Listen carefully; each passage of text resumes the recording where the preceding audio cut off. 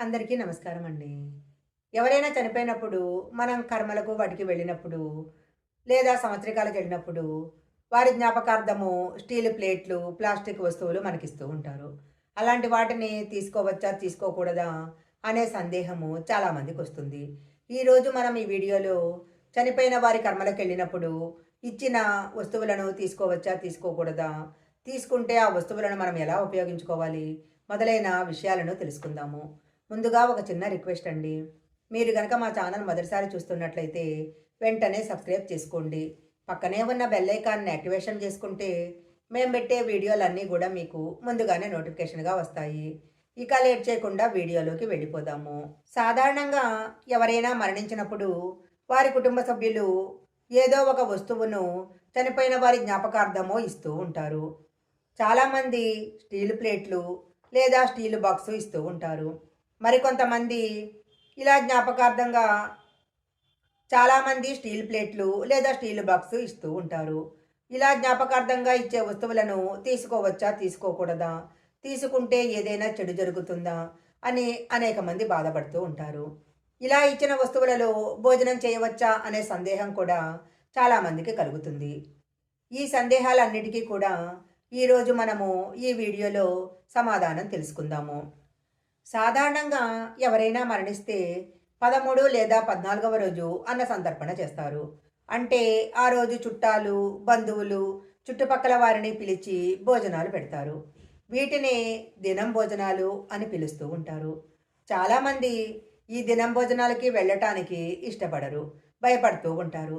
చావు భోజనానికి వెళితే చావుని ఇంటికి తెచ్చుకున్నట్లే అని నమ్మకం కూడా కొంతమందిలో ఉంటుంది.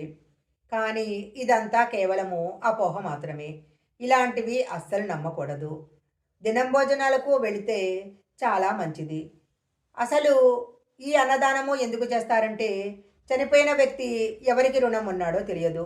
కాబట్టి అన్నదానం గనక చేసినట్లయితే ఆ రుణం తీరిపోతుందని బంధువులు ఈ అన్నదానం చేస్తారు. దినం భోజనాలను పితృదేవతా ప్రసాదమని, ఆ ప్రసాదాన్ని తప్పకుండా స్వీకరించాలని శాస్త్రాల్లో చెప్పబడింది. దినం భోజనాలకు వెళ్ళటం వలన ఎలాంటి చెడు జరగదు. అన్నదానం వలన చనిపోయిన వ్యక్తి ఖాతాలో పుణ్యం పెరుగుతుంది. అలాగే వారు చేసిన పాపాలు కూడా తగ్గిపోతాయి. అందువలన 13, 14 రోజులలో చేసే భోజనాలకు చాలా ప్రాముఖ్యత ఉంది. ఎలాంటి భయము లేకుండా ఈ దినం భోజనాలను చేయవచ్చు. దాని వలన ఎవరికీ కూడా ఎలాంటి కీడు జరగదు. ఇలా దినం భోజనాలు పెట్టిన తర్వాత చాలామంది చనిపోయిన వారి యొక్క జ్ఞాపకం కోసము స్టీలు బాక్సులను, స్టీలు ప్లేట్లను వారి పేర్లు చెక్కించి ఇస్తూ ఉంటారు. వాటిపైన చనిపోయిన వారి పేరు, చనిపోయిన తేదీ కూడా రాసి వాటిని జ్ఞాపకార్థంగా వచ్చిన వాళ్ళందరికీ ఇస్తూ ఉంటారు. వీటిని బహుమతి అని అనుకోకూడదు. ఎందుకంటే బహుమతిగా తెచ్చుకోవటానికి అది శుభకార్యం కాదు. కాబట్టి ఇలా పంచే వాటిని దానంగా స్వీకరించాలి. చాలామందికి ఇలా జ్ఞాపకార్థంగా ఇచ్చే వస్తువులను తీసుకోవచ్చా? తీసుకోకూడదా? అనే సందేహం ఉంటుంది. కొంతమంది ఇలా జ్ఞాపకార్థం ఇచ్చే వస్తువులను తీసుకుంటే చెడు జరుగుతుందని భావిస్తూ ఉంటారు. కానీ అలాంటి విషయాలు ఏమీ ఆలోచించాల్సిన అవసరం లేదు. నిస్సంకోచంగా తీసుకోవచ్చు. ఈ వస్తువులను ఇంట్లో తప్పకుండా వాడుకోవచ్చు. పూజలు చేసేటప్పుడు కూడా ఈ వస్తువులను వినియోగించుకోవచ్చు. ఎందుకంటే ఈ జ్ఞాపకార్థము వస్తువులను ఏదైనా పుణ్యకార్యంలో వాడుకుంటే ఆ పుణ్యము చనిపోయిన వారికి కూడా లభిస్తుంది.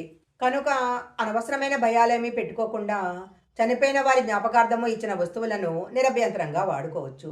అయితే ఈ మధ్యకాలంలో చాలామంది జ్ఞాపకార్థంగా ప్లాస్టిక్ వస్తువులను ఇస్తూ ఉన్నారు. ఇది చాలా తప్పు. స్టీలు, ప్లాస్టిక్కు ఎప్పుడూ దానంగా ఇవ్వకూడదు. వాటికి బదులుగా ఏదైనా ఒక రాగి వస్తువును లేదా చిన్న ఇత్తడి వస్తువులు ఇస్తే చాలా మంచిది.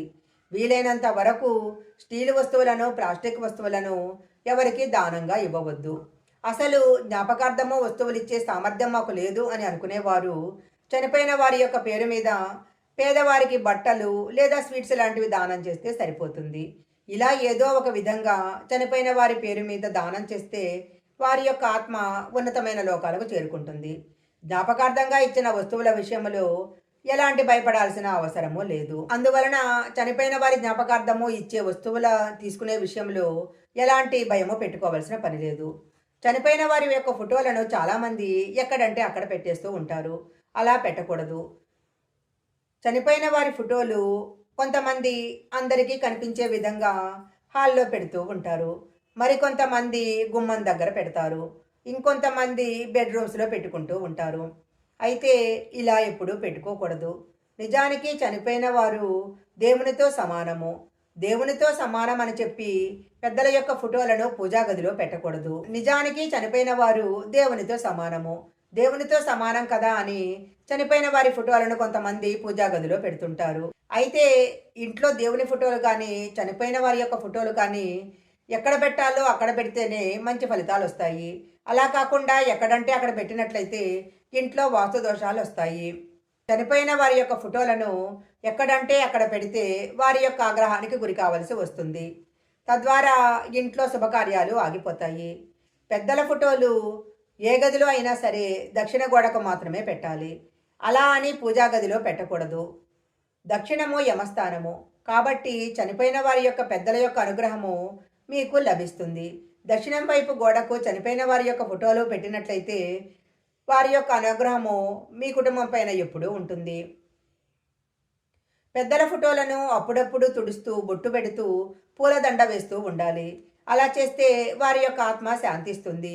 ఇంట్లో ఎలాంటి పితృదోషాలు ఏర్పడకుండా ఉంటాయి. ముఖ్యంగా ప్రతి నెల అమావాస్య రోజున పెద్దలకు ఇష్టమైన ఆహారాన్ని వారి ముందు ఉంచి నమస్కారం చేసుకోవాలి. ఇలా చేస్తే తప్పకుండా పెద్దవాళ్ళ యొక్క అనుగ్రహము మీ మీద ఉంటుంది. పెద్దల దీవెనలు ఉంటేనే ఇంట్లో సంతానం కానీ, వివాహం కానీ జరుగుతాయి. లేదంటే అన్ని ఆటంకాలు ఎదురవుతూ ఉంటాయి. కాబట్టి పెద్దలు మన కుటుంబ అందువలన పెద్దలు ఎప్పుడు మన కుటుంబాన్ని దీవిస్తూ ఉండాలంటే వారి ఫోటోలను దక్షిణ గోడకు పెట్టి ఈ వీడియోలో చెప్పిన విధంగా చేయాలి.